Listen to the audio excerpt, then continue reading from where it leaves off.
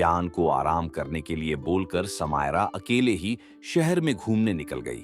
सब कुछ सही चल रहा था। आने वाले त्योहार के लिए लोगों में उत्साह था। शहर के बीच चौपाल पर सब मिलकर तैयारी कर रहे थे। समायरा को उनके साथ नाचना बेहद अच्छा लगा। थोड़ी देर बाद वो उसी रास्ते पर लौटने लगी जिस ओर से आई थी। सूरज अब ऊपर चढ़ चुका था और बाजार पूरी तरह जाग गया था। इस वक्त समायरा के कदम वापसी के लिए नहीं, बल्कि व्यान की ओर बढ़ रहे थे। पहली बार समायरा के मन में किसी को देखने की बेचैनी साफ महसूस हो रही थी। तभी दूसरी ओर उसने एक भारी आवाज सुनी। वो लड़कियों के रोने और चिल्लाने की आवाजें थीं। समायरा ठिठक गई। उसने उस ओर देखा। हाथों में तलवारें लिए करीब 6 लोग गली में आगे बढ़ रहे थे। उनके सामने 7 से 8 लड़कियां थीं, जिनके हाथ रस्सी से एक सीध में बंधे हुए थे। कोई सिर झुकाए रो रही थी, कोई बार बार पीछे देखने की कोशिश कर रही थी, तो कोई डर के मारे ठीक से चल भी नहीं पा रही थी। सबकी हालत बुरी थी। उन्हें देखते ही बाजार का रंग बदल गया। जो लोग अभी तक हंस बोल रहे थे, वो इधर उधर भागने लगे। किसी ने दुकान का पर्दा गिरा लिया, किसी ने नजरें फेर लीं, कोई कुछ नहीं बोला। दरअसल ये लोग सुंदर लड़कियों को पकड़कर चांदी या सोने के सिक्कों के लिए अमीर लोगों को बेचते। समायरा को ऐसे लोगों के बारे में कुछ नहीं पता था, लेकिन उन्हें देखते ही उसका दिल जोर जोर से धड़कने लगा। उसने पीछे मुड़कर देखा। रास्ता लगभग खाली हो चुका था। उसकी सांसें तेज हो गईं। उसके कदम अपने आप पीछे हटने लगे। लेकिन तभी उन लोगों में से एक की नजर उस पर पड़ गई। वो पल भर को रुका, फिर उसकी आंखों में अजीब सी चमक आ गई और चेहरे पर गंदी सी मुस्कान। उसने बाकी लोगों को रुकने के लिए कहा। समायरा ने भागने की कोशिश की, लेकिन डर ने उसके पैरों को कमजोर कर दिया था। अगले ही पल किसी ने उसे पीछे कसकर दबोच लिया। उसकी आवाज कांप रही थी। समायरा भी जोर जोर से रोने लगी। उसकी चीख बाकी लड़कियों में सबसे तेज गूंज रही थी। उसने अपने आप को छुड़ाने की कोशिश की, पर उस आदमी ने उसे हल्का सा अपने ऊपर उठा लिया। अरे वाह, आज तो किस्मत खुल गई। इतनी सुंदर लड़की को खरीदने से कोई मना नहीं कर पाएगा। इसके कम से कम 1000 सोने के सिक्के तो जरूर मिलेंगे। उसने समायरा के चेहरे पर हाथ फेरते हुए कहा। समायरा ने खुद को छुड़ाने की कोशिश की, लेकिन वो सब बहुत ताकतवर लग रहे थे। वो आदमी उसे भी घसीटते हुए उन लड़कियों के पास लाया और उन्हीं के साथ बांध दिया।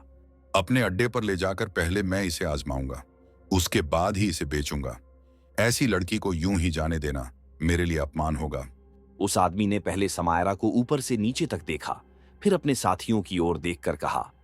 वो सब भी उसकी बात पर जोर जोर से हंसने लगे। उनकी डरावनी बातों से समायरा की आंखों में आंसू भर आए। डर, घुटन और एक अनजानी बेबसी ने उसे जकड़ लिया था।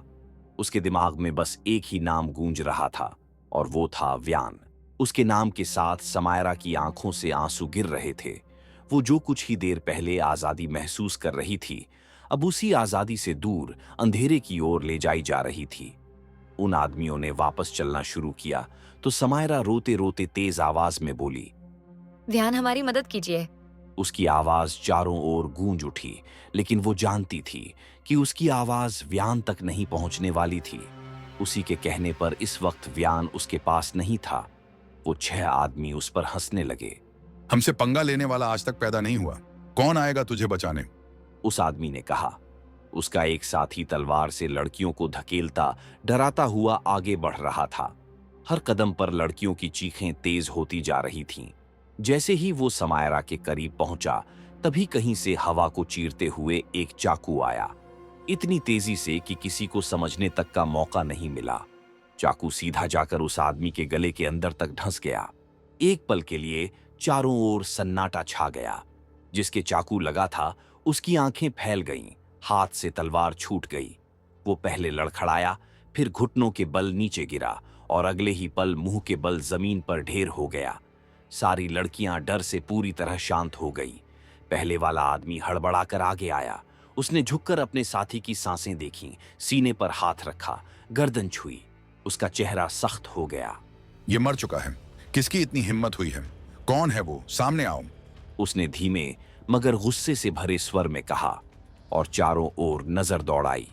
बाकी लोग भी तलवारें निकालकर इधर उधर देखने लगे।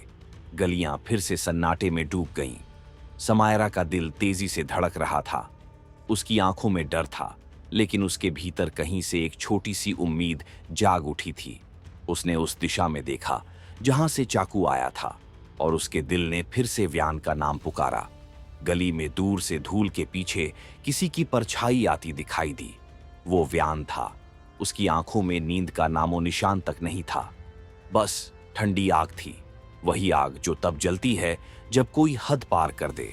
उसके हाथ में एक और चाकू था और कमर पर तलवार। उसे देखते ही समायरा के दिल को कुछ राहत मिली। व्यान धीरे धीरे उनके करीब आ रहा था। वो जानता था समायरा को रुलाने वाले को माफ नहीं किया जा सकता था। तो वो तू है जिसने मेरे आदमी की जान ले ली। तुझे इसकी कीमत चुकानी पड़ेगी। तू अकेला है और हम अभी भी 5। जाओ और मुझे इसका गला ला कर दो।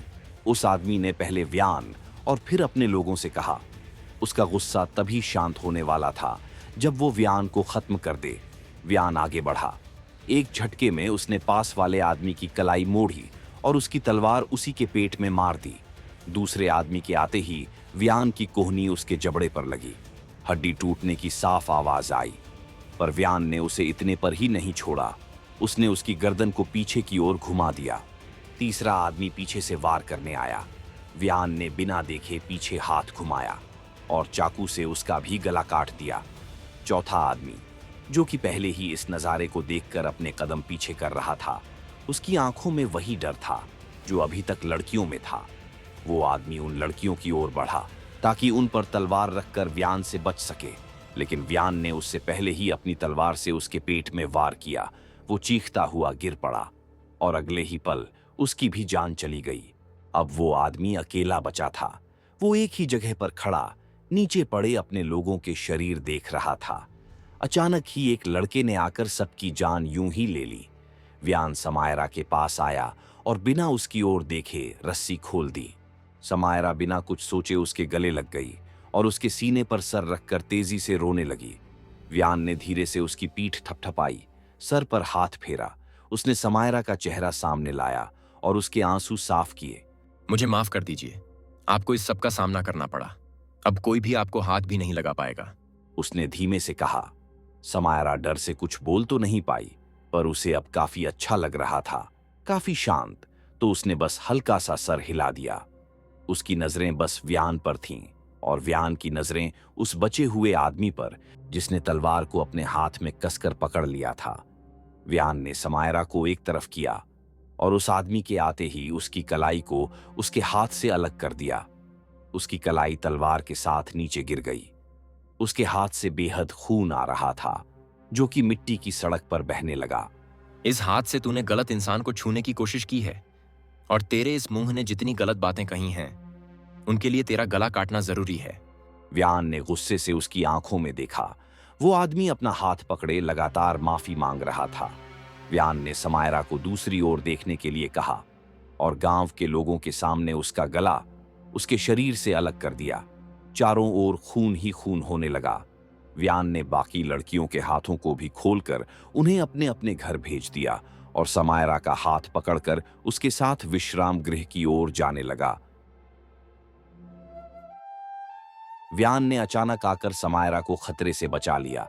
अगर वो नहीं आता तो शायद वो उसे फिर कभी नहीं देख पाता। क्या इस सब के बाद व्यान को लेकर समायरा की नजरों में कोई बदलाव आने वाला था, या फिर ऐसी ही और भी मुश्किलें? क्या होने वाला है आगे, जानने के लिए सुनते रहिए लव बिहाइंड द शील्ड।